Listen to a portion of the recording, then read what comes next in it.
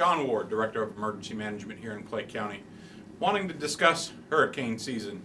Yes, unfortunately, it is June 1, so it's hurricane season is upon us. As we all know, hurricane season runs from 1 June to 30 November, but we always want to be prepared. Forecasters are predicting that this is going to be a busy season. They're stating that there could potentially be 13 to 19 named storms, 6 to 10 becoming hurricanes, and 3 to 6 of those becoming major. However, I do want to say it only takes one.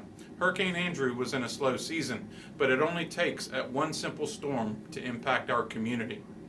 And one thing I want to put out there to our community is, although we've dealt with a lot of storms over the past few years, Tropical Storm Debbie, Hurricane Matthew, and Hurricane Irma, we've never had sustained tropical storm force winds within our community. So I just want everybody to be sure and be prepared as we're entering these storm seasons. The damage we've had could have been so much worse. So now's the time to take personal responsibility and prepare now.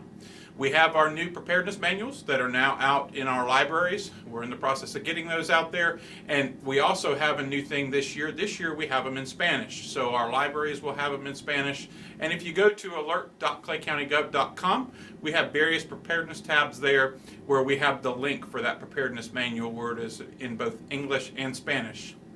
Starting this week also, since it's the first week of hurricane season, we're going to be doing some preparedness videos that we've put together with our sign language interpreters while we had them in theater for the COVID response.